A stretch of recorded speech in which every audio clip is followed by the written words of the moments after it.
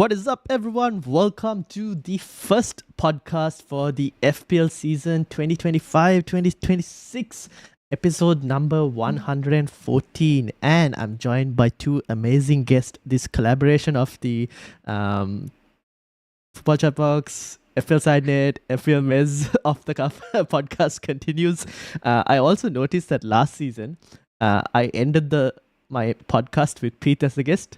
So we're starting again the brand new season with Pete and Meera as well.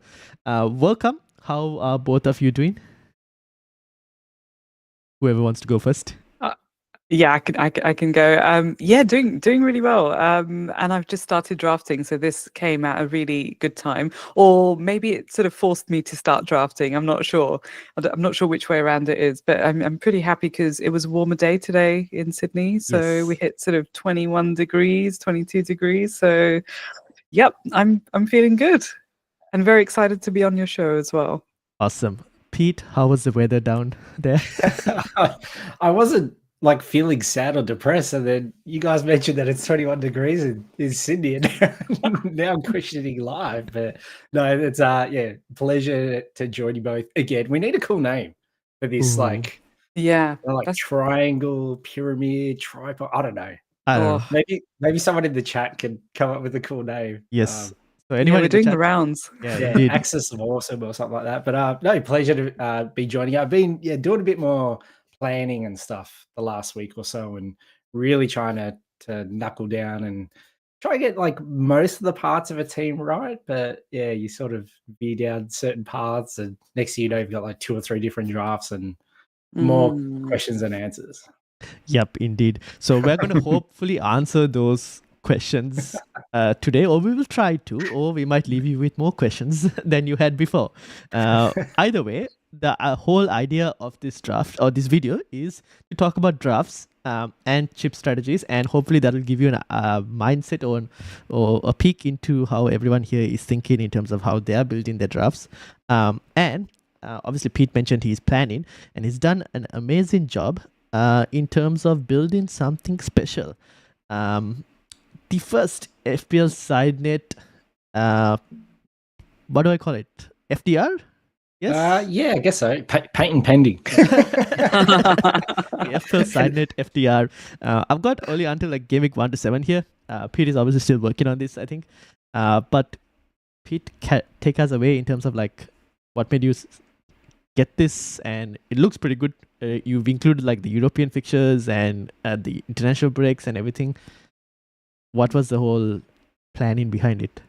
So I'm a real visual type of FPL manager. I need to see things, and when I started doing my planning, I was really looking at the fixtures, and I thought, the best way to understand the fixtures is to actually just do my own FDR, because it was more I wanted to see when the international breaks were going to be happening, because you can sort of use that for potential wildcard placements. And then it sort of went down a rabbit hole of, okay, if I'm going to go that far, where's all the European fixtures? Knowing how the Conference League works with the first and second leg, I wanted to know when that was. So, that sort of helped establish Crystal Palace, with those potential first and second legs. Obviously, that's going to get confirmed, I think, at the end of this week, after their court case at the Court of Arbitration. Whether or not it'll be them or Forest, we're not too sure. But yes, I've done basically the first half of the season. I think I've done up to game week 20. Nice. Yeah, also put in a little thing about our bonus 5 free transfers for AFCON at game week 16, and just sort of trying to see generally the flow of green and yellow, and trying to catch some see. Can I make a suggestion? Yes, please. Can you could probably print this out sort of A3 size, and I could put it on my board over here. Yeah, but you could even laminate it, have it double-sided.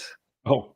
And actually have it as a placemat. 1 to 19 and I could. Yeah, and a whiteboard marker, so you can write on it as well. I love it. That's what I'm gonna do anyway. Maybe do 1 to 19, and after that, don't print the second part, because the fixtures change, and then you'll. Oh yeah, true. You have to start printing again. So maybe you've got to find a printer overseas to reprint all these I've ordered 40,000 placemats. Yeah, it was just basically for me to for more to understand the fixtures and to help visualize, it just helped me with my planning. And also another thing I did was sort of coming up with a captaincy matrix for the first 10 weeks to sort of build the bones of my side. Yeah. And yeah, I definitely changed my mind after doing that.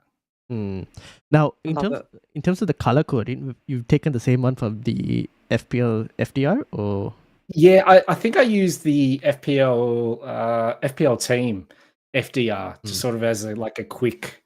It was basically just green and red for now. I sort of haven't tiered it from over like a 5 gradient color chart. I just wanted like the easiest and the hardest for the meantime. fair enough. Because it's my own, I can then like change it as the season goes. So. Yeah, that's because always when I've looked at like FDRs, I go, these are very like static FDRs in terms of the colors don't change over time. And it's really annoying because the teams change, right, during the season. So I've always wanted like an FDR that would be more real time to a certain effect, right? Because where you adjust based on how the teams are performing and all of that.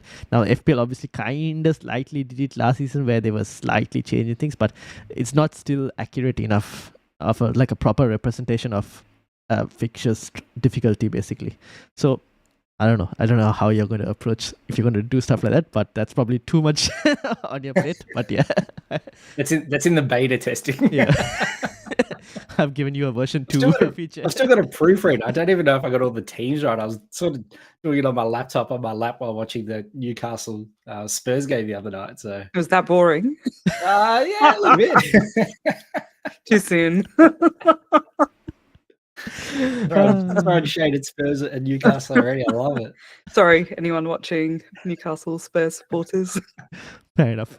I don't think I have any Newcastle supporters, but we do have a few sometimes. But if they're watching this year, all right. So that's the fixtures. Now we're gonna get into the drafts, and while we're talking drafts, we'll also talk chip plans, and like where exactly you guys are thinking about in terms of chip plans. We'll start with Meera. Meera has 3 different variations, which should get everyone's minds thinking now. And we'll go through the players as well. And that will help us kind of cover the teams that are in the league as well, hopefully. So we'll start with Meera's first one. And that is the Haaland plus Salah draft. Now, so I'm going to put some caveats around this. So I've just started drafting, and I guess one of the things that I've been saying, like to you guys when you came on, my show as well, is that I'm going to try and play as a casual, this season. So it's my 5th season. I'm going to try and play like a casual. I've been avoiding a lot of data. I've been having more conversations, around data. I've been looking at some charts and things. There's some incredible things going on there, Pete. I'm really looking forward to your, FDR and printing it out and, and putting it on my wall as well. But I've only recently started drafting. So last week I had FPL Meerkat coming on my show. And we spent almost like a whopping 3 hours talking about like draft, structures and drafts. It was like a it was directed movie. It was really long. And the thing is, it was like morning over here and it was evening over there. So we just carried on, and he had time. And I really enjoyed the conversation with him. I can't believe we spent 3 hours, but it was shortly after that I started drafting, and otherwise I've just avoided it. And so I think everyone's done this, right? You've got to create the Salah and Haaland, draft. And whilst like I'm not totally convinced, I mean, I think you just got to do it for the sake of just having a look at what it, what opportunities it can bring you, right? And one of the things I've noticed in some of the drafts that I've been looking at, especially, is that there's virtually no City in so many drafts. That is at least the FPL Twitter bubble that we're in. There's not many, drafts with City players in there. So I thought, let me just see what it looks like, because if there is one player that is probably going to be doing almost, close to 90 minutes every single game, it's probably going to be Haaland. And so I thought, let me just have a look. But obviously my Liverpool bias is it's going to push me to put, Salah in there as well. So I did, and it's not terrible. So for the sake of anyone listening to this, I've got Sanchez in goal just to kind of, cover off. I guess some of the slightly easier fixtures, although I've got lots of question marks around Chelsea players, but I've got Diouf, mostly as a more recency bias there with, like his recent, performance at West Ham. I've got Virgil van Dijk, I've got Nico Williams and Munoz as well in my backline there.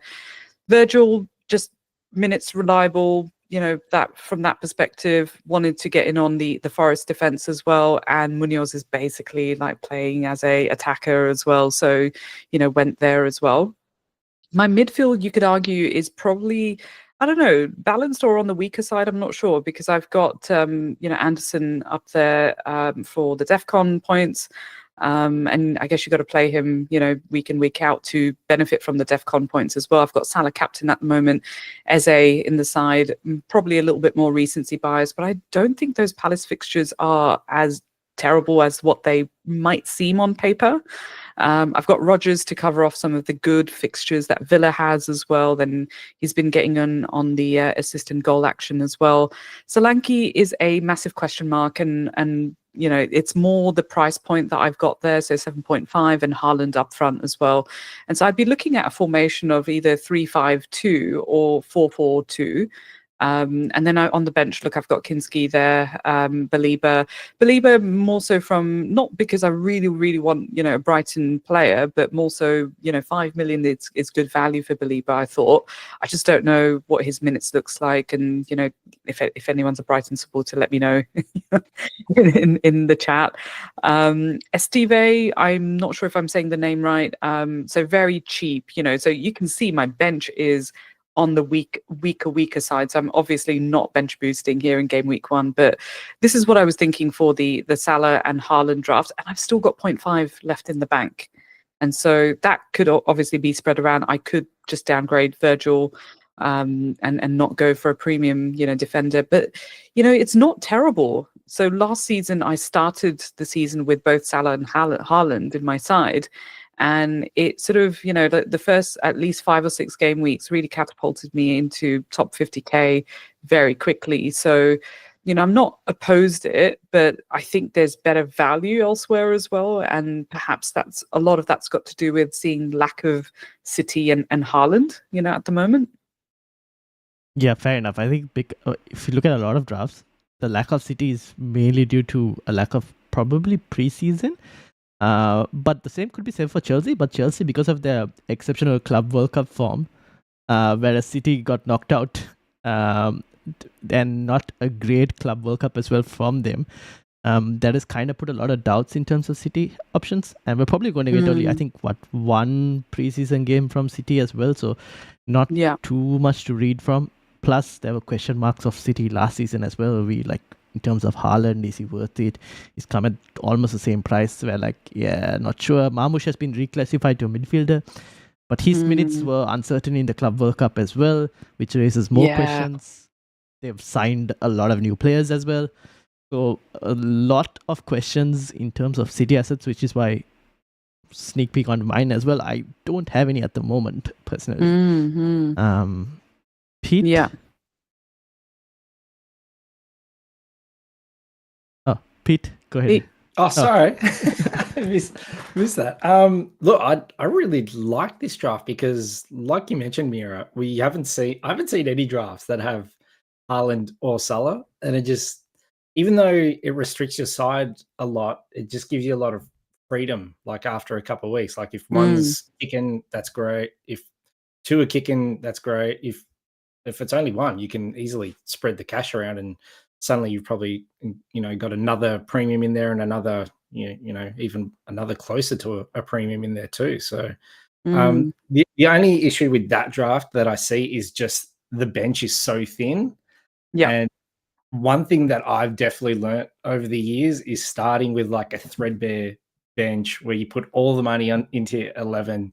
It just generally leads to more pain. I've always ended up wasting more transfers on players because there'll be injuries and other things. So yeah, maybe even that 0.5 going onto one of those bench players just to upgrade them slightly, maybe that might help. Yeah, I reckon so. Like if I dropped, even Virgil down to like not going with the Liverpool defense, just for the first 6 or 7 game weeks, if I think about wildcarding around 7. So I think this sort of suggests, like you say, just getting a good start. And typically Haaland and Salah both start really well, from what Yeah. we've seen. With Haaland especially, but yeah, so that there is flexibility to sort of spread the funds around fairly early on as well. And I'm currently thinking wildcard 7 at the moment, so around that sort of time. So that is definitely an option. But I guess like I whipped up this draft just to kind of see where the money could go. But yeah, you can easily drop Virgil down for a 5 mil or a 4.5 somewhere else. Like I really like the look of either Anderson from Fulham or Robinson as well. And all of a sudden I've got an extra, 1.5 mil to maybe spend on my forward, potentially. So or in the midfield as well. So yeah, there's options there. So I actually don't think a Haaland and Salah draft is like terrible. Yeah. It just comes down to your sort of appetite to shift a bunch of things if it doesn't work out. Yeah, it could even be a case of just downgrading Sanchez to like a 4.5, and then because you've already got the 0.5 in the bank, there's an extra mil can actually probably go a long way. Yeah. But yeah, no, I really like that side. Yeah, I think with what Pete mentioned in terms of trying to get bench players that will play more often as well. They can be cheap, it's fine, but as long as they're playing good minutes, just in case if you need them in emergency cases. Add to that, now obviously you mentioned Sanchez. I was listening to the pod from the FPL Wire, where I think they got another Chelsea fan on, and they were talking about there's a possibility that Sanchez could even be sold before transfer window, and they go and get Maingan in from because he hasn't signed his contract and all. So I was like, I don't know, because you never know with Chelsea, to be honest. And you never they love buying goalkeepers. Yep. So, I mean, it's not to put anyone off Sanchez. He might be a pretty decent pick. And he kind of covers like that Chelsea defensive option when we see a lot of other managers with like Chelsea assets, whether that's in like a Colville or a Cucurella as well in there. So you kind of cover that potential clean sheet opportunities as well from having Sanchez in goal. I'm just not convinced about Chelsea. I'm sorry, Pete. And I think we sort of touched on this when we were chatting on my show as well. And I just can't sort of like I want to. And it sort of probably is a good segue to my next draft as well. And I just like I want to go there, but I just can't, and so this is my no Palmer, no problem draft.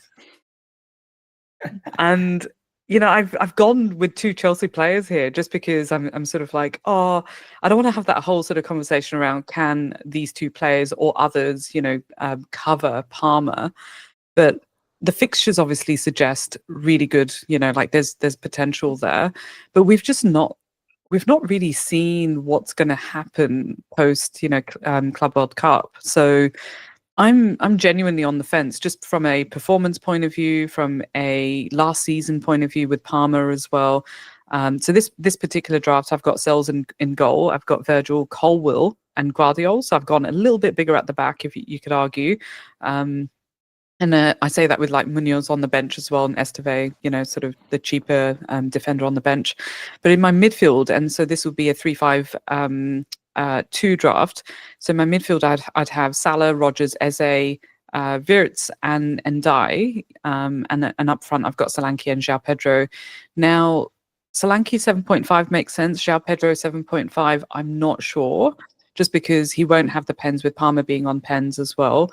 Also from a minutes point of view. So I think Chelsea just feel like a big sort of mystery at the moment. I'm sure that will shift in the next sort of week or so. We'll know a little bit more. But look, my bench will be more or less the same. But I've got Perrault from Leeds up front as well. Now, I was listening to Clash of the Correspondents on Planet FPL with James, and that was a really good chat. And whilst Perrault might not be the like he's not necessarily entirely he's not nailed because they're looking for another striker. But they seem to suggest that he might be good for the first 7 game weeks, to 10 game weeks or something like that.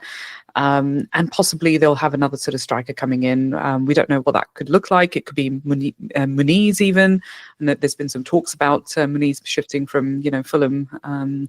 So yeah, I don't mind it, like with a 5.5 up front, and there's no money left in the bank. But again, the defense doesn't need to be as heavy as it is. But I was just thinking about it from a bit of an attack, bit of defensive, sort of points there. In fact, with DEFCON, I've been sort of rejigging my thinking around it post sort of some of the conversations that we've had in pre-season, mostly to prioritize, clean sheet and sort of attacking returns first. Like that is and I've been hearing a lot of people say things like, that's the bread and butter or the fish and chips of like the game, right? And so I'm looking at it a little bit more from, how have we been playing FPL up till now, and prioritize that, and then scatter the DEFCON points, in places where there's opportunity to, not because, you want to prioritize DEFCON points, because another, like I was listening to someone else a couple of days ago, and they were saying that in order to really benefit from DEFCON points, you've got to be able to play them week in, week out, to benefit from that. Them sitting on your bench, yes, if you've got a bit of bench jam, that's wonderful. But them sitting on your bench doesn't necessarily, give you the benefit of those points, right? So ideally, you are playing some of those DEFCON point, players and picks that you're making. Yeah, fair enough. Because I think I mentioned this on some chats as well. Like I try to put like DEFCON as like the cherry on top of some of the picks as well. But there, I guess that's where you start comparing in terms of like I think DEFCON, you look at like Munoz versus like maybe a Lacroix, where Munoz has the attacking fullback in terms of assist potential, but Lacroix from set pieces also is not too bad. Plus both are pretty good for DEFCONs, and you're also I think saving 0.5 on Lacroix on top of that. So that's where and same thing with like Murillo versus Milenkovic versus Nico Williams as well. Yes. Where they all have, like Murillo has the BPS, Milenkovic has like set piece threat, Williams has the more attacking fullback threat, but all three offer like the DEFCON points as well. So, and then that's the 0.5 saving on Williams as well on top of that. So you try and pick and choose your battles in terms of like where do you want to save cash while getting DEFCON, and also where do you want to invest in terms of like points. Yeah, and so I've just been channeling that, really, really want to try and benefit from those attacking returns and clean sheet potential as well. The DEFCON, so defensive contributions. I saw someone in the chat ask what it means. Apologies, I think it's just become that now, DEFCON. But I think it sounds better than CBIT as well. But it is hard, like, because you got to play the game the way to play the game, and then look at the defensive contributions as sort of bonus, like you say, the cherry on top. With Solanke, since you have him in here, what's the plan in terms of, because I think there is a slight knock with him as well. If he doesn't play, are you looking at a different 7.5 million forward or? Yeah. Look, I'd be inclined to go, elsewhere. Look, if anything, I'd probably downgrade. Like with this particular draft, like not going Palmer at all. I probably would be tempted to stick with João Pedro just for like if he's going to be playing up front for majority of the time, like anywhere between 60 to 70 minutes or something like that. Then yeah, definitely. However. Yeah, I think the other option is to just go for like a Watkins. So I'm looking for 1.5 mil. So, not having Virgil again or not having Guardiola, for instance, going for a 4.5 frees me up, another 1.5. And then I'd either go for, so I think it depends on who is the defender I want more than what I've already got. And I think there's a bit of flexibility there because Virgil, so Liverpool don't have the best, starting fixtures. But, again, from a defensive point of view, I'm like, I really do like the potential that Virgil sort of presents there. And of course, Frimpong's an opportunity as well. I heard Bradley's got a knock at the moment. He might not be available for the Bournemouth fixture. I guess we'll find out on the weekend with the Community Shield match as well.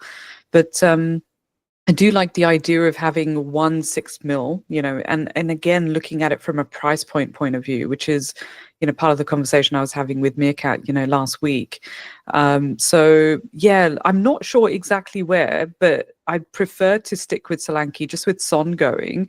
He'd be on pens. He'll be the new talisman, right? And so that, at least that's what I'm looking at it as. And we know what Frank can do with his strikers. So yeah, I think we've seen what this has been like, and yeah, so I'd want to keep Solanke if I go with that draft, but otherwise I think Solanke would become a Bowen potentially. Just have him in the side for a little while and then downgrade from there once we know a little bit more.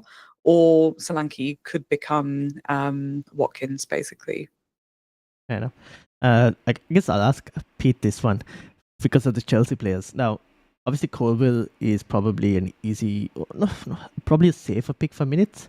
But obviously, Chelsea have signed Gerald Hato as well, who could play both left back and centre back as well. On top of that, there is Joe Pedro, who can play the striker, could play the number 10. Xavi Simons is also another player who could play that number 10 spot / maybe play out wide and drift inwards as well. Does that kind of, because this is like a no Palmer draft, does that kind of push Palmer as a bit more of a maybe safer Chelsea pick because he is that talisman? Yeah, I think when it comes to Chelsea, especially looking at this draft in particular, like Colwell, I think is Chelsea's number one defender. It's just the pieces around him that'll change, because we were having this conversation the other day, I think with Ash in our little community, and I think at the moment his ideal partner is probably Chalobah. And then it's probably Tosin. Badiashile is always injured. We haven't seen anything of the new signing yet from Ajax, so interesting to see how they incorporate him into the side. But yeah, I wouldn't go towards someone like Chalobah, because Chelsea tried really hard to sell him last year because of the pure profit. Because he's from the academy, they can sell him and get all the money. And that's probably, I think, what they might try and do again. There's also Wesley Fofana back in the frame too, but he's got legs of paper mache, so I would avoid him at all costs. But yeah, Palmer's a lock. Even, I'm interested to see how Xavi Simons does fit into the side, because he plays in the exact same position as Palmer, and I think he may just be a straight up replacement for Nkunku. That he's a little bit more creative, because we saw Palmer, especially in that Club World Cup final against PSG, Palmer played more out to the right, and he just had license to operate in half the field. Xavi Simons would probably play more in the middle, and so then you have this dynamic of maybe even playing like two number 10s, and Palmer having more freedom to do whatever the hell he wants, because he can do whatever the hell he wants. But yeah, as far as strikers go, yeah, João Pedro, I believe, will be always starting most of the time, but you sort of get to the 60, 70 minute mark. The minutes are the issue. And then there's Delap. And it could just be a case of, Delap scores the goal off the bench, the next game he starts, because, they've invested a bit of money in him as well. He's, a fantastic striker. So, although it's a great problem to have as a Chelsea fan, but from an FPL, you're really looking more for the cemented minutes at the start of the season, and then you can use an early wildcard to help rejig your side once we have a bit more answers to a lot of the questions. Yeah, but then the thing with Chelsea, what we noticed last season was obviously when it came to European football, Maresca had like this entire second 11. Now, obviously, he probably could still do it in the group stage of the Champions League as well, to be honest. That would be a flex. I mean, no other squad in the Premier League has the depth that Chelsea have, to be honest. City maybe come close, but even them recently not as much. But like, it depends on the fixtures as well, right? If Chelsea get easier Champions League fixtures in terms of the draw, then it's fine. They can probably play a B team. They don't have to worry too much because you only need to win a few games to qualify for the next round, anyways. And then that presents its own problems in terms of rotation, I guess, as well. So maybe we'll have to wait. See, first 3 game weeks, it'll be a good way to kind of test and see in terms of Joe Pedro, in terms of his minutes, and then you'll get like 3 free transfers if you manage to roll all 3 by then, and then you could decide in terms of what moves you make after that. That's right. Even though it's been a very weird preseason for Chelsea, where they've sort of done it the other way around with the Club World Cup. They have all been back at training. I think they went back yesterday or the day before, and then they're playing 2 preseason friendlies against Milan and Bayer Leverkusen. So I have a feeling that those games will be like a split the team in half, and half will play one game and half will play in the other. So you won't really get any answers anyway, but it's probably more just to get a run out and get a bit fit. But at least, I mean, we've seen from all the other teams flying around, Asia, US, like lots of flights, lots of training in crazy conditions. Whereas for Chelsea and City, it's been the other way around. They did all that a month ago, and now they've had their holiday and they're coming back just to regular training. Not a lot of extra flights. So plus you don't leave London for like the first 4 weeks as well, because all the fixtures are London-based teams. London-based, that's right. But I just want to add with this draft, like I love it. It's so good. Like everyone in that team bar Kinski like plays. So even that ability to swap someone like Ndiaye with Munoz, dependent on fixtures, I think it is really good. I like that one a lot. Yeah, I like it too. But then, like I say, it makes me a little bit nervous as well. But yeah, it definitely offers up flexibility again. Yeah, it really does. All right, let's go to the final draft, the chosen one. Yeah, and I'll talk through this one really quickly. So, the chosen one. So the one, I guess, the one that I am probably more inclined to kind of play around with from a price point of view, and just really quickly, so I've gone for like a bit more on the top end sort of side, but less on at the back. So Pickford 5.5 doesn't need to be, and then I've got Murillo, Colwill, Munoz, Anderson on the bench, and Esteve again in the defense. And then I've got Salah, Tielemans, and Gakpo. So Gakpo is heavily inspired by FPL Crisis, who's just entered the chat and is suggesting that we rename ourselves at 3 peas in a pod. But yeah, heavily inspired by FPL Crisis Ash, and I've got Palmer there. So I've got Palmer finally, in the side. That allows me to then, the little bit less in the midfield than what you saw in the previous drafts, allows me to go Solanke, Watkins, and Perot up front. And then I've got on the bench Arias. I'm not sure if I'm the new Wolves player. Yeah, I was looking at game week 2 and some of the other game weeks, and Wolves don't have the worst fixtures, but obviously they're also not that great as a team defensively at the moment as well. So yeah, I was just like changing it up a little bit. Now I love how you've called it the chosen one. I think I ended up like shifting this one a fair bit, after I sent it to you, but mostly from a price point perspective, right? So I probably won't go with Pickford. I might go with Tarkowski, for example. And it might be that I don't end up having Tielemans there. It might be back to Rodgers potentially, just, freeing up some money from different places. And yeah, so yeah, I quite like this one actually. So I quite like the 9 mil up front, in Watkins. I quite like the idea of having the 7.5 there, the 5.5 that plays as well. Again, similar to what you said, Pete, around Kinski could change. I just feel like this one definitely has a bit more flexibility. If I keep Palmer, and Colwill doesn't need to be there either. So it would just be only going with Palmer. So yeah, I think it's between all 3 of them. I quite like all 3 of them because there's just different things happening with all 3 drafts and different opportunities with all 3 drafts as well. So I'll definitely closer to time be sharing, on on my channel as well, just to kind of have a chat about where I'm landing with this. But yeah, I'm really liking this at the moment. With the whole, this is a question I wanted to ask because the Gakpo is in this draft. Now, obviously, Liverpool's opening fixture is not too bad, but after that, the next two is Newcastle and Arsenal. Now, we've seen Arnstad play a 4-2-3-1 effectively in preseason.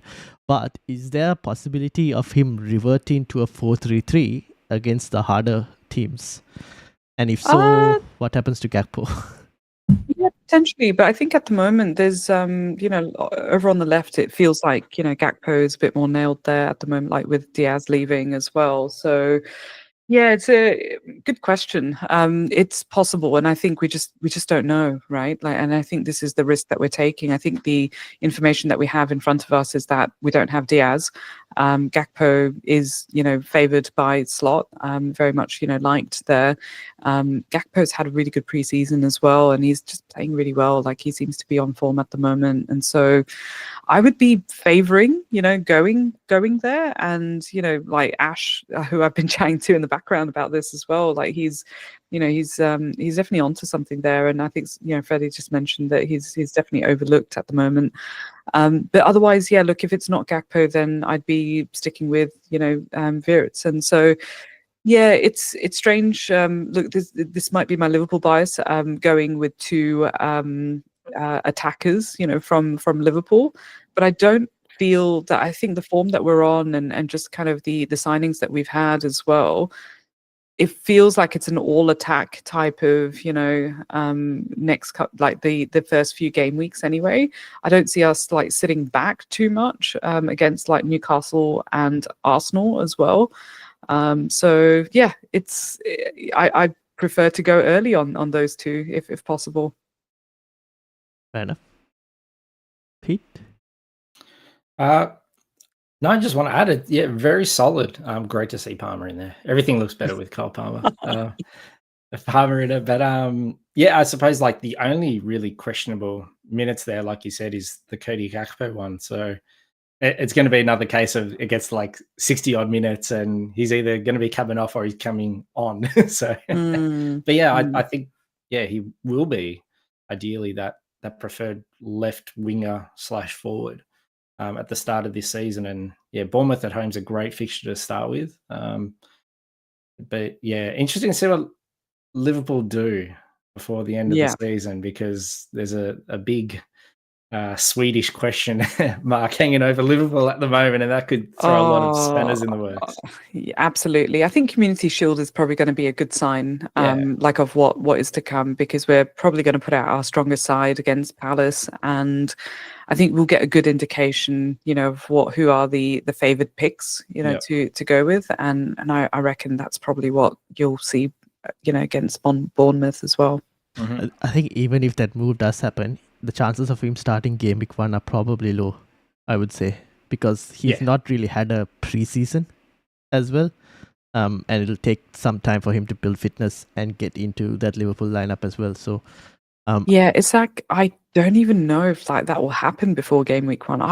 There's a lot of conversation around the Liverpool circles anyway that it'll probably be after the Newcastle fixture, and so and that's coming up really quickly as well, right? So yeah, it's possible that it won't even happen before then. It doesn't look likely right now.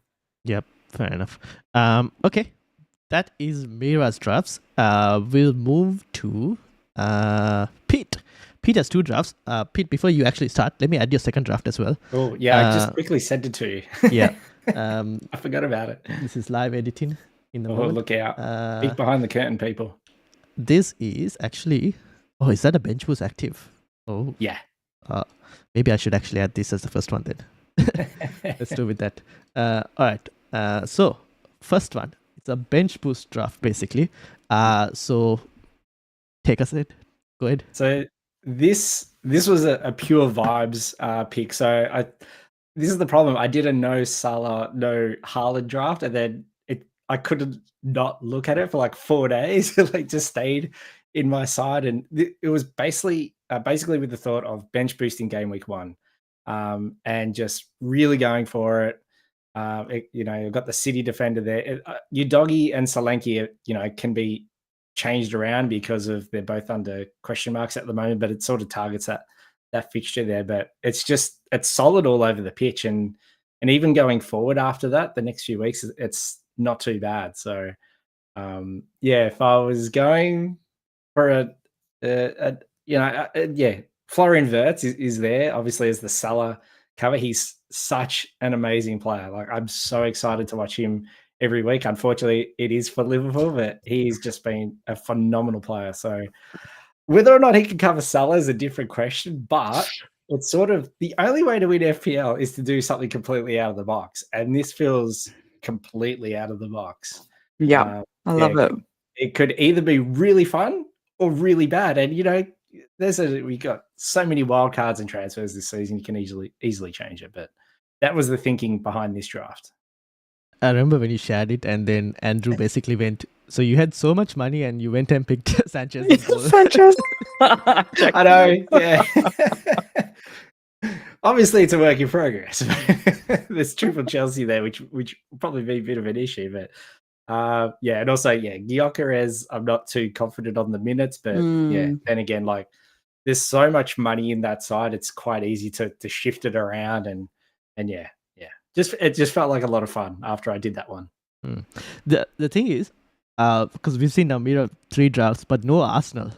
Interestingly, and this especially game week 2 with that Leeds fixture. Yeah, I feel is going to be the big one. I think we might see that week a lot of managers shifting from like Palmer to Saka for the week, like a hokey cookie potential. Yeah, like swapping around, like, those type of, the B level premiums. So much for rolling transfers. Try and target the fixtures. But anyway, that's a different theory. You've just given an idea basically now. Yeah. I didn't even thought about it. But honestly, like that's what I've noticed in a lot of drafts. Like, no Arsenal defense, even given that Arsenal defense used to be pretty good last season. Yeah. I guess it's a massive thing has to do in terms of their fixtures. The opening set of fixtures aren't the easiest, where maybe there's a case to punt against Arsenal defense because of the opening set of fixtures. I mean, I don't mind this draft for a bench boost. I personally haven't even thought of when exactly to play a bench boost draft when you talk about like chip strategies, because I'm just gonna go like, okay, if my team looks good for a bench boost this week, I'm just gonna play it for the opening half. Yeah. That's kind of my thinking. There's no doubles in the first half of the season. Well, there likely won't be. So it's whenever the chips fall good for your team, pardon the pun. If it looks good, just go for it. And for me personally, it's easier to build a team for a bench boost really early, and then you can sort of divest in that side and add the funds elsewhere. But it just felt like a lot of fun. Obviously, I'd also done this before. Wirtz scored in that preseason friendly the other week, and then he scored. I was like, oh, maybe I'm onto something here with Wirtz over Salah. No. Spoiler alert. Yeah. No. So let's go to the draft that Pete actually might end up with. Yeah. This is more the sensible one, and with this one in particular, I'm targeting a game week 2 bench boost. This team works really good for a game week 2 bench boost. Nice. That's even with the possibility of switching Palmer to Saka in game week 2, giving him the captaincy for that Leeds fixture. But it just feels really balanced. Maybe it might be a Forest player too many. Like, Wood could become Solanke. Possibly, if Solanke is fit, we'll see, because they've got the PSG game in the Europa Super Cup. So we'll know if Solanke's fit, by next week. I do like, when I did that fixture ticker, one thing that stood out was, Palace and Forest really stood out. And now there is a glaring eyesore in this side, which is Abdullah, sorry. Is that going to be Mark Q? Or? Yeah, so that's a placeholder for Mark Gee. So I've seen a fair bit of him at Chelsea. He always played in the Europa League games, tended to score a fair few goals too. Even he played it a little bit during the Club World Cup. So I thought Sunderland in game week 2 have Burnley. And so with the side that has cheap options like, Estave and Gay, and we could even possibly have Dubravka at 4.0 as our Burnley keeper. It's been mentioned in the chat quite often today. Yeah, like I keep thinking, I could, Sanchez could easily become Dubravka because Petrovic. I think the Bournemouth fixture is actually pretty decent, and Petrovic is a really good keeper. He could be my ideal starting number one. Most of the season, or until I wildcard, and better start taking notes. the bench boost works pretty good. So that this I would preferably I want to upgrade maybe Eze to Bruno. That's what I'm trying to do, and I think I could easily do that with the downgrade of Sanchez and maybe a little shaving of 0.5 somewhere else. But yeah, I'm probably leaning more towards this type of side, which is balanced, but it is dependent on the Mark A and maybe that's why I'm like, I don't know if he'll start. It depends on how many preseason minutes he gets, first of all. Exactly. But I don't know if he'll start game week 1. But I think his chances of getting into that Sunderland team are a bit high, I would say. Oh yeah, definitely. That's kind of how I feel about him.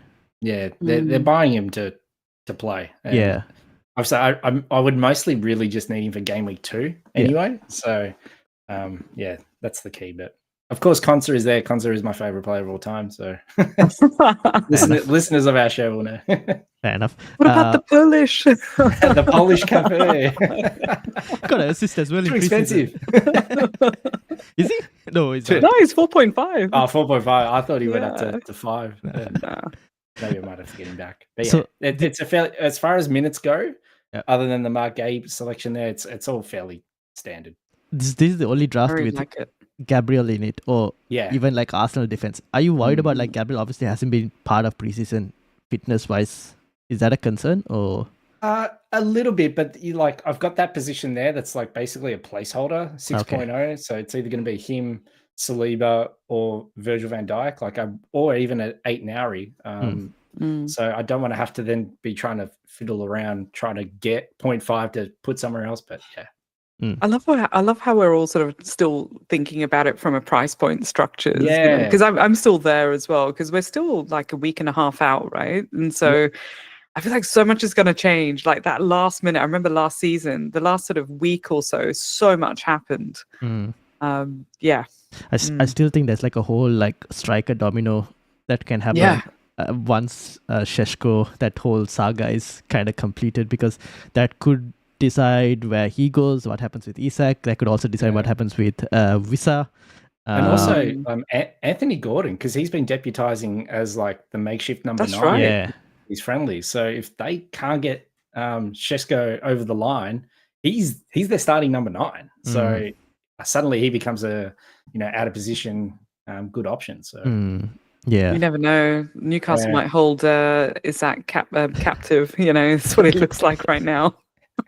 Well, I saw he was back at Newcastle, but that was probably he probably forgot something in his locker, so he's quickly scurrying back to clear out his locker. With Wan-Bissaka, obviously Diouf has been playing as well, and he's been playing a very advanced role as well in certain games for West Ham in preseason.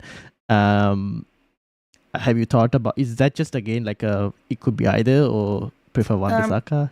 I don't know. I trust Wan-Bissaka a bit more. I think the way he finished last season was really good. Still under Graham Potter. Again, I don't know how often he would be in my ideal 11. He probably game week 1, and then that's it. He's sort of a good option there, but it's also good for the new DEFCON points scoring system as well, and popped up with a couple assists towards the end of the season. So because I was looking at West Ham defense as well. I was like, when I go through the ticker, like game week 1, and then after that I'm like, nope, because the fixtures don't look that great for like after that, like for 4 game weeks straight. That's and then I go, okay, maybe I'll just move you out when I get some free transfers to another player, potentially even like a Palace player. But yeah, Meera, I really like it. Like it's again, all I see, I'm not gonna lie, all I see is like price points there. Yeah. I'm like, oh yeah, that can be and I think that's probably the best way to approach it right now. Just kind of have a couple of drafts where you've got some price points there, there are so many options available now, and I love what they've done with the pricing. I love, that we're going to go into the first, third of the season or something like that, or a quarter of the season, where we're going to see a lot of different teams, and it's nice. There is a bit of a template emerging, but I think that's part of the Twitter bubble, and so I'm looking forward to playing as a casual this time. Fair enough. We'll see how the team changes. Yeah. That'll be an interesting point. All right. So next one I've got is mine. So I have only one draft. But I haven't made multiple drafts. I've just gone. I like certain players. I'm just gonna have like I want these players, and then the others can kind of move about. Now I have 1.5 in the bank, so I've still like decisions to make. So I've got Cells in goal. And I've got Kukurea as the 6.0. You could say placeholder, but I also don't mind starting with him as an option, because I've looked at the other 6.0s and I go, Ain't Nouri is probably someone who I would like the most, but I'm uncertain on City at the moment. But if a City had preseason, I would have probably had Ain't Nouri first, because I think their chances of clean sheet is a bit more higher in terms of the fixtures they have, the opening set of fixtures.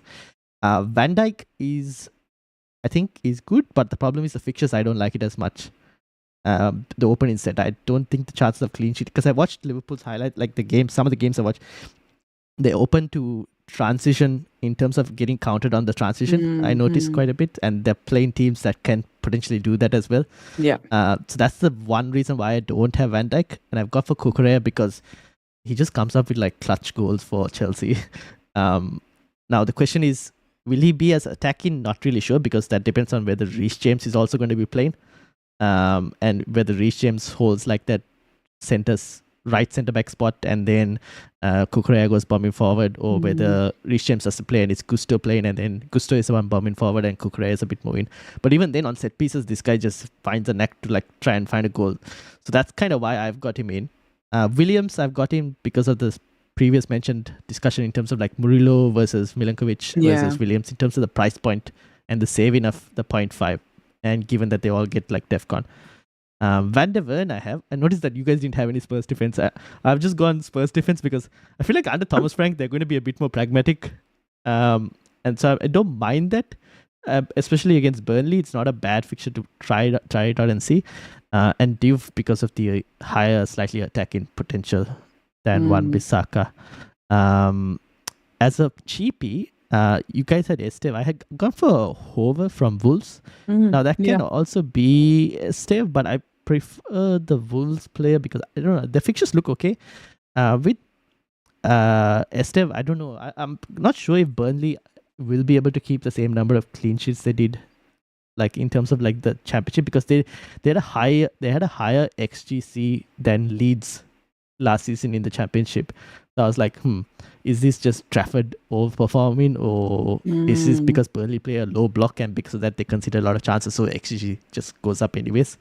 So I'm not really sure. That could also be Roden from Leeds as well as a 4.0, who's also good on defensive contributions, but not too much a priority. I've played him only like 1 or 2 games here and there whenever the fixtures are good. I've gone midfield heavy in this one. Extremely midfield heavy, and I've basically gone talisman from a majority of the teams.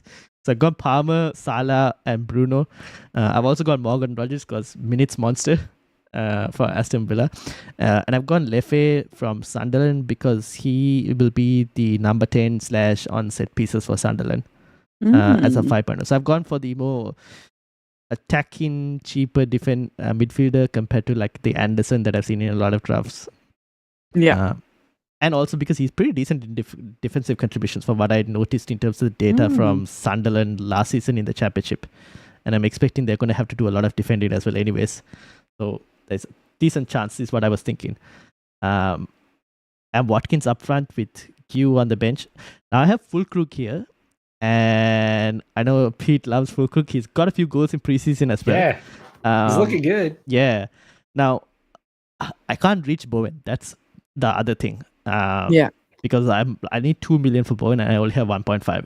Now I could probably like shave 0.5 off either Kukurea, potentially to a 5.5, but then I want that 6 million placeholder. Oops, I lost everyone. Hold on, let me go and get everyone back.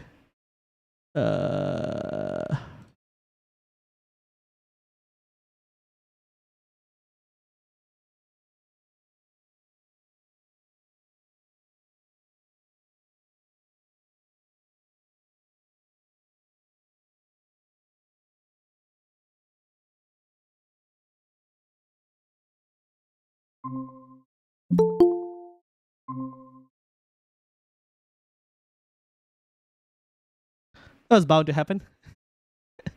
Let me wait for Meera.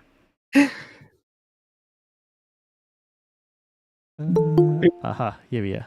Let's hope everyone's faces are in Live the technical difficulties. same. Yes. See, this was bound to happen. We're back. We're back. See, the internet, you talked about Big Nick Fulkrug and the internet broke. So. Yeah, the internet was like, we're not having any of this.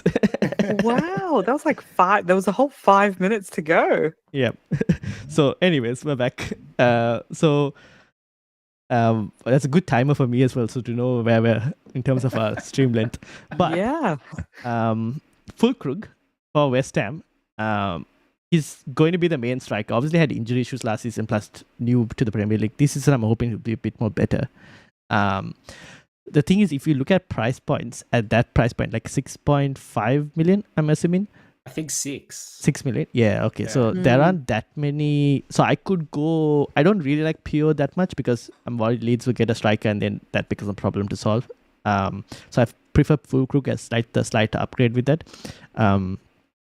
Could go Joe Pedro, but the thing with Joe Pedro we've addressed in terms of minutes is kind of what I'm worried about at the moment. Now Fulkrug also has a bit of a, like, he's not going to play full 90 minutes, but he's a slightly higher ceiling for minutes, I feel like, compared to Joe Pedro personally. So that's kind of where I'm at the moment. I've got Tom Heaton because that could be Dubravka. If Dubravka ends up moving, I've put Heaton in there. If Onana is not fit, it'll probably be Heaton who starts like the opening couple games. So yeah, thoughts? I like it. I've had a few drafts with Nick Fulkrug in there because, especially if you're bench boosting game week 1, he's a really good option to have for that Sunderland fixture, and his price point allows you to do a lot more with your side. But yeah, that midfield that's almost like my dream midfield for right there, because it's just talisman. And Fernandes is going to be so vital. I think it's game week 3, the game against Burnley. He's like head and shoulders the best captaincy candidate, and he's had a tremendous preseason too. So, yeah, I haven't really caught much of like the United, games or just looked it up either. Again, I'm trying to play like a bit of a casual, but I don't know, sell Bruno to me. Defensive contributions monster, still on set pieces. 90-minute player. Talisman. Okay, so for he's 9 million, right? Yeah. So for 9 million, is he going to play like you've got Mbumo now, you've got Cunha now? So with those players in mind, is he going to play a little bit deeper? Is he still going to play in the same similar sort of positioning that he has been? Like, what do you reckon? So the game against Everton, we played Cunha as the false striker basically. And it was Bruno and Mbumo as the number 10s. Right. And there were instances where Brian Mbumo would swap with Cunha as well, in terms of they'll swap like striker and false 9. Sometimes Bruno will go to the other side of the number 10 as well, potentially. So if you don't sign a striker, there's a possibility that those 3 will just alternate in terms of how they play, because Cunha can also play deeper and deliver balls forward to both Bruno and Mbumo as well. So there's possibilities of that happening. He could play deeper as well in certain games, but that's dependent on whether we get the striker or not. There were situations where, obviously, when Haaland played, Mbumo wasn't really fit at that point, so Bruno was still playing the number 10. I think I won't be surprised if Bruno just transitions between, like, in the game itself, he plays deeper plus goes and plays as a number 10 if, like, substitutions happen, like if Mbumo comes off or Cunha comes off and Bruno is pushed further up.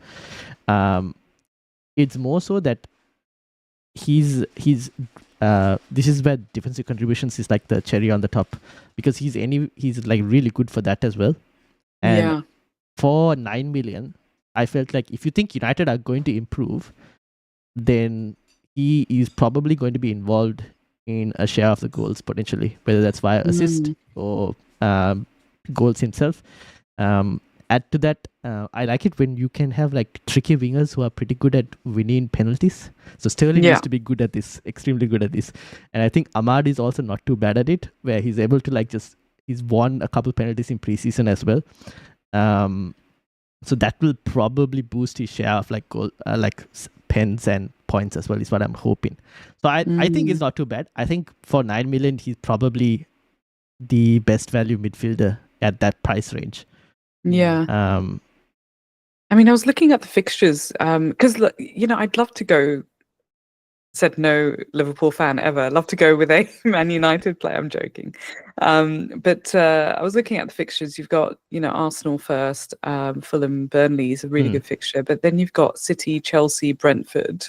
Yeah. Now, more so looking at it from the Arsenal, City, Chelsea in the first, 6 fixtures. game weeks. 6 or 5 game weeks. weeks. Yeah. That's, I don't know. That to me feels tricky to go for a Bruno, but I can see the appeal. And, I've just been grappling with, do I go with a United player in my side or not? Dorgu was another player that, seems to be like in defense, was coming up as well. He's extremely attacking. Yeah.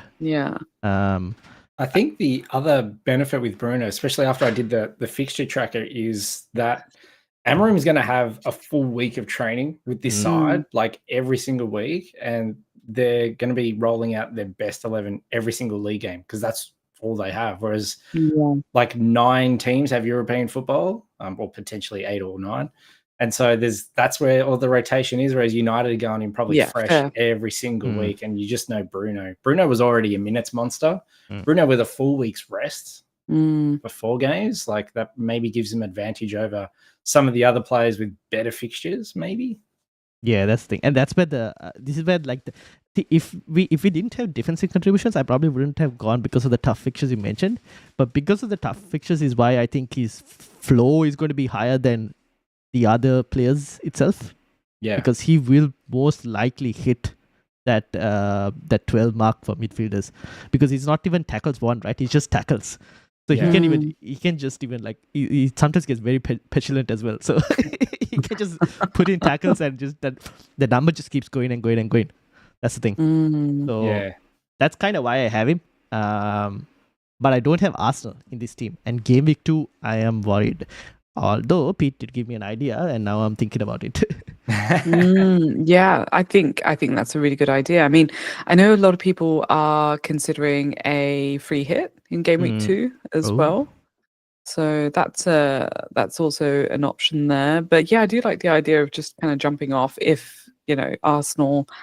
I don't know. Like, I feel like if again, the casual in me would be probably bringing in more Arsenal players in game week 1 side. And so if I think back to my team, I think I should probably go somewhere with an Arsenal player, and just similar to how I feel about Liverpool, right? Where they're not the easiest fixtures. They are a little bit on the tougher side. You could argue that you don't need to go, with Salah. Or any Liverpool players to start with. And similarly to how I'm feeling about Arsenal, maybe just having one player there is not such a bad shout. But again, is it a defensive player? I don't know. But where else would you go? Like, I quite like maybe Declan Rice or something like that for, what is he, 6.5 maybe? Yeah, I think so, yeah. I think Kai Havertz has actually been pretty decent in the preseason games I've seen of Arsenal. This is probably before they signed Gyökeres, but I think in the 2 games I saw him play, he was involved in like most of the goals. Yeah. So like, I'm just wondering where he goes this season. Like, clearly Gyökeres is going to be their ideal number 9, but like they spend a lot of money on Kai Havertz. Is he a backup striker? Is he going to drop back into the midfield? But they've got Zubimendi now as well. Like, I wish they were playing the Community Shield because you'd have a better idea of exactly the ideal Arsenal 11.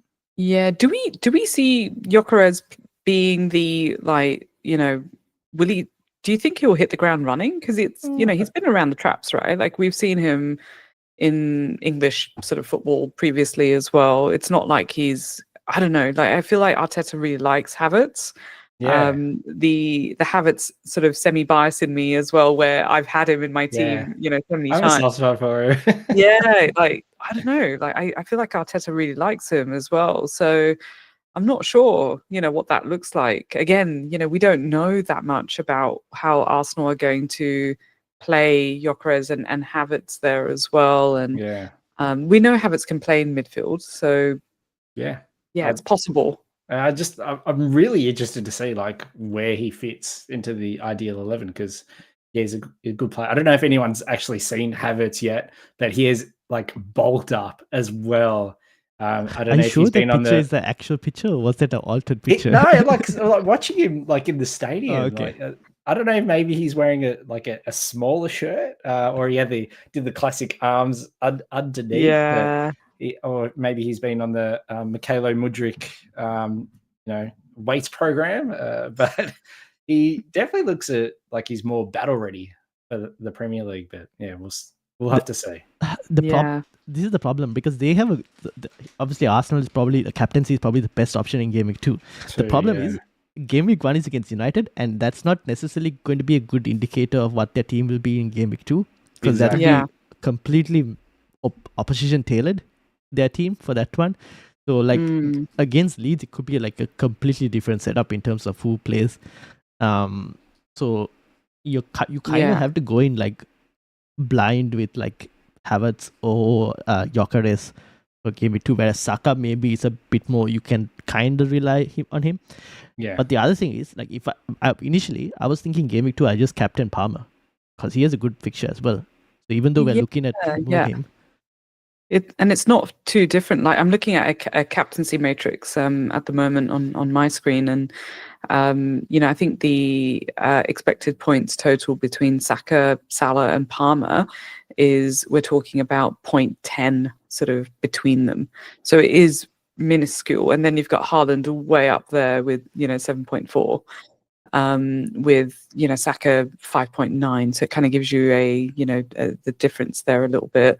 But yeah, I think that's the only time that you may want to consider Salah. But again, you've got options there, right? So there's others. If you've got a Salah and Palmer, you could still go there, and Palmer maybe sort of against West Ham is not a bad pick if so is it worth sort of switching over? Yeah, that's what I wasn't sure. That early on, like Saka, I don't know. We've not seen that much magic from. I say that now. I'm putting that into the universe. But yeah, we've not seen that much magic from Saka.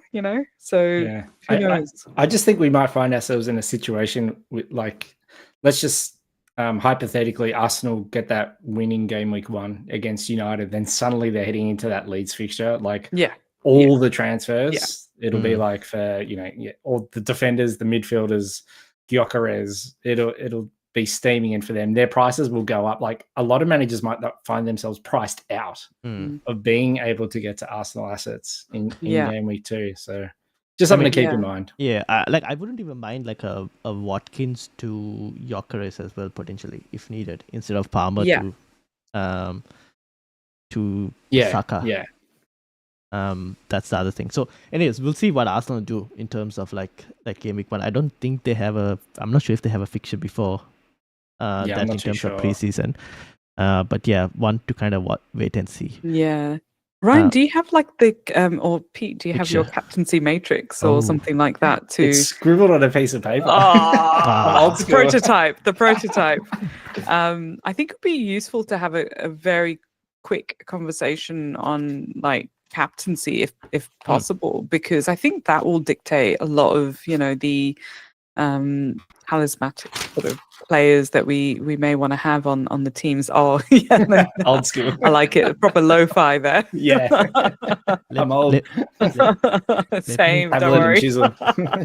Quickly but I really do think this is why like I'm tempted to start with Salah and Haaland off the bat, because those first, couple of game weeks. So I'm looking at a captaincy matrix. I don't know if, that's the one I was looking at. So this particular captaincy, I mean, based on this, you go with Salah first, you go with Haaland after, you can then go Palmer. But look how close it is between Salah and Palmer in game week 3, right? Yeah. So you can then go Salah again, back to Haaland again, Salah, Haaland. Game week 7 is where I think Charlie was like, oh yeah, you could probably do like a free hit here or something like that and go for all of these. Like, well, you can't, but aim to. But yeah, 7 is wide open there. But again, you're back to Salah in game week 8. So yeah, this is where like my Salah and Haaland draft, whilst it's on the weaker side, something I didn't get so right last season was captaincy. But yeah, I'd be tempted to kind of follow the captaincy kind of pathway a little bit more. And so yeah, I don't mind the idea of completely skipping having Saka. Gyökeres in the mix is a potential, like, you know, with going Watkins to Gyökeres maybe, but yeah. Yeah, because I have like Morgan Rogers as well, so I'll still have like Aston Villa attack in that game against Brentford, which I don't mind. So that's why okay, if I want to get an Arsenal attack for that Leeds game, yeah, but like that, I guess the flip side is if Arsenal don't perform too well, even if they come away with the win against United, and if they still don't perform convincingly, then you are going into game week 2 against Leeds with a bit of doubt in terms of, do you really want those Arsenal assets immediately? Because after that, you have Liverpool in game week 3. So that's it's not, what I mean. Yeah, it's not like it's like it's another easy fixture or a decent fixture. It's immediately again another tough fixture. Yeah, and I think this comes down to like, you know, the like the free hit 2 sort of option is a possibility as well, given that we've got double the chips and everything. But yeah, I don't know if that early on, like, so, you know, on the flip side, last season, early on, I played my, you know, triple captaincy in game week 2 and got a huge boost, you know, which was fantastic because, again, you know, with the limited chips, you know, it was not sort of super common to play your chips that early. I guess we got double the chips now, and so maybe you can start playing your chips a little bit more earlier. It's going to be it'll become a thing to do that. So I guess maybe free hit in game week 2 is not such a terrible idea as well, if you really want to just focus in on, you know, game week 1 and then, you know, 3 onwards and prioritize your fixtures around that, I guess. But I think if you're going to play, realistically, if you're going to play free hit in game week 2 or prioritize, you know, Arsenal, the other surrounding fixtures are not necessarily like, there could be some, you know, like draws there, like 1-1s, 0-0s, you know. So some of those fixtures don't really scream lots of goals as well. So I'm not sure. It's a tough one. You'd basically be doing it for Arsenal. So you'd be starting with Arsenal for game week 2 as the target fixture.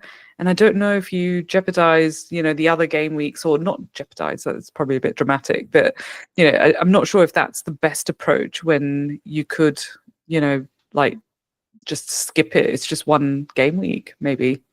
Yeah, that's the thing. The other thing, what you got Freddie mentioned in the chat is like, even like switching Watkins, just be careful of switching Watkins in game week 2, because price changes could mean that you might need 0.5 rather than just like simple 0.1 or 0.2, basically, because of the one increase, and then you're like kind of locked out. I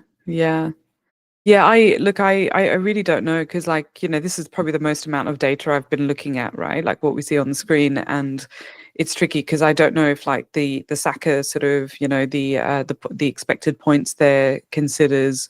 I think it does consider DEFCON, but I don't think it considers Gyökeres and the pens and, you know, all of that as well. And Saka won't get DEFCON. He doesn't do enough, like, tackling anyways. So yeah. So is it worth it? Is it even worth going Palmer? Like, is it worth a precious transfer?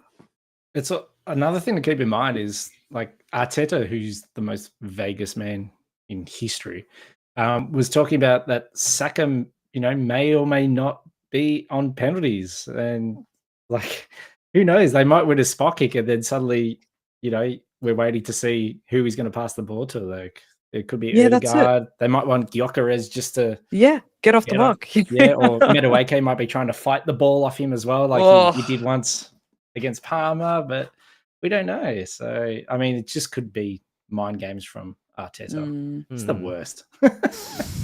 Yeah, it's too early. It's too early, and I think, you know, I'm more the casual me. I'm going to keep channeling the casual me. Meera. The casual me is probably going to go, this is Meera. This is casual Meera. I'm just going to a hit there and a hit there and a hit there. I'm going to channel my first season where I finished like top 200k. I'm happy with that. Lots of hits. It's Less pressure, Meera, basically. yeah. But yeah, I mean, we'll see. We have like another week and a half.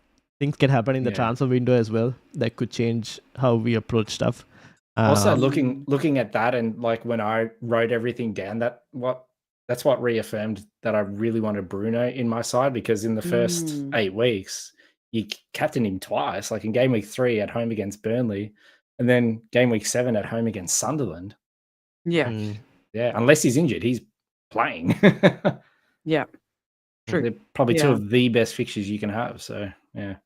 Yeah. But it's close, right? If you It's again, close. look at the other, like surrounding, and we'll have maybe Isak by then as well. Can Isak cover Salah? Stay tuned for the next Oh, discussion. later, don't. but not for today. But we're getting back together before game week 7 then. So yeah. Anyways, that's basically it that I wanted to cover. So thank you to everyone who's been in the chat as well. Colm has mentioned that we're like 50 subs away from like 1.5 Yeah. on YouTube. Brilliant. So hopefully before the season starts we can hit that number. But Meera and Pete, anything to plug? Meera? Just my very sort of rambly off the cuff show called FPL, off the cuff FPL. I'm gonna try and be a little bit more consistent this season and try and do a stream or a video or something like that every week, just to share my FPL journey. And I've had a couple of good seasons, so hopefully I can play casual this season and share my journey, and also probably less rants. I'm not sure. Maybe I'm going to be, having a season of just pure, zen, because I'm playing as a casual. But if you're interested in listening to my journey, you can catch me on my show, and you can find me on Twitter or X as well. Pete? Yeah, I'll plug the FPL Sided podcast. I think we are coming back this Thursday, I believe, if Andrew and I can get our diaries collaborated in time. But we're planning to come back this week, so stay tuned for a lot of fun and silliness. Indeed. And then I will be live tomorrow to look at some drafts from everyone on in stream. So if you want to send your drafts over, just send it to me on X or Instagram, wherever, and I'll bring it up on stream tomorrow. Luke has mentioned Chelsea for mid-table finish, apparently. Pete. That's my boy Luke, so he's bullying me. So Luke can continue his beef with Pete on the FPL side. Actually, Luke's a massive Milan fan. He has a big Milan tattoo on his leg. He's still ruining the departure of Reinders from Milan. So he may be one that we think about in our sides. Yes, so. I've been thinking of, because he's a 5.5 City option that could potentially be like a Gundogan regen potentially. So we'll see. Yeah, we'll might be the City player that gets into my team before Haaland. So we'll keep it in mind. Keep it in mind. All right. So thank you everyone for watching. Make sure to hit that like and subscribe. And this will also be available on audio as well. And especially Meera and Pete's show links will be in the description as well after this. So make sure to go give them a follow and subscribe. Any final words? Thanks for having me. Like and subscribe. Like and subscribe. And good luck to everyone. Keep tinkering away. Awesome. Take care. Thank you, everyone. See ya.